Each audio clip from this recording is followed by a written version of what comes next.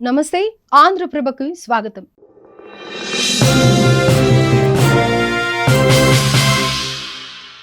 జమ్మూ కాశ్మీర్లోని పహల్గాంలో అమాయక పర్యాటకులపై జరిగిన ఉగ్రవాద దాడి ఘటనకు ప్రతిస్పందనగా భారత్ ఆపరేషన్ సింధూర్ చేపట్టింది.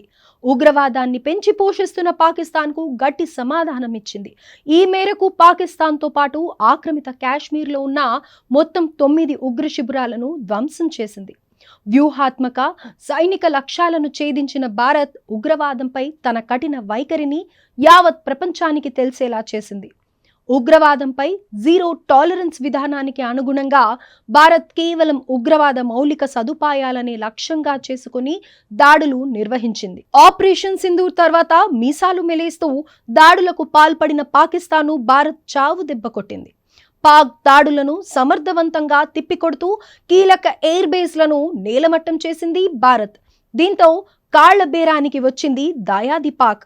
కానీ కుక్కతోక వంకర అన్న చందాన వెంటనే కాల్పుల విరమణ ఒప్పందాన్ని ఉల్లంఘించింది. అయితే పాక్ కుయుక్తులపై కన్నేసి ఉంచిన భారత్ మరోసారి తన దెబ్బను రుచి చూపించింది. భారత్ తన విశ్వరూపాన్ని చూపించడంతో పాక్ విలవిలలాడిపోయింది. ఆపరేషన్ సింధూర్లో 100 మందికి పైగా ఉగ్రవాదులు హతమయ్యారు. వీరిలో 2019 పుల్వామా దాడితో పాటు 1999 నాటి Indian Airlines flight hijack సూత్రధారులు కూడా ఉన్నారని తెలుస్తోంది. భారత్లో రక్తపాతాన్ని సృష్టించడమే లక్ష్యంగా పనిచేస్తున్న లష్కరే తోయిబా, జైషే మహమ్మద్, హిజ్బుల్ ముజాహిద్దీన్ వంటి ఉగ్రవాద సంస్థలు నిర్వహిస్తున్న శిబిరాలను ధ్వంసం చేసింది. ఆ తరువాత పాకిస్తాన్లోని కీలక ఎయిర్ బేస్లను నామరూపాలు లేకుండా భూస్థాపితం చేసింది. ఆపరేషన్ సింధూర్తో భారత్ తన ప్రజలకు జరిగిన అన్యాయానికి ప్రతీకారం తీర్చుకోవడమే కాకుండా భవిష్యత్తులో ఇలాంటి ఘటనలు పునరావృతం కాకుండా ఉండే విధంగా ఈ దాడులు నిర్వహించింది. ఈ నేపథ్యంలోనే ఉగ్రవాదాన్ని ఎంత మాత్రం సహించబోమని, దాని వెనుక ఉన్నది ఎవరైనా వదిలేది లేదని స్పష్టం చేసిన భారత్ ఆపరేషన్ సింధూర్తో చేసి చూపించింది. అంతేకాదు దేశ ప్రజలను రక్షించుకోవడానికి ఎలాంటి అనుమతుల కోసం ఎదురు చూడబోమని ప్రపంచానికి తెలిసేలా చేసింది.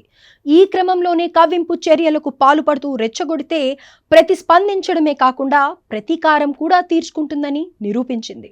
అంతేకాదు మరోసారి దాడులు జరిగితే సహించేది లేదని భారత్ స్పష్టం చేసింది. పిఓకేను తిరిగి ఇచ్చేయాలని, ఇందులో ఎవరి ప్రమేయం అవసరం లేదని చెప్పింది. పాక్ నుంచి చిన్న బుల్లెట్ వచ్చినా భారత్ క్షిపణులతో దాడులు చేసేందుకు సిద్ధంగా ఉంది. ద్వైపాక్షిక వ్యవహారం కావున ఇకపై ఇతర దేశాలు ఏవి ఈ విషయంలో జోక్యం చేసుకోబోవు.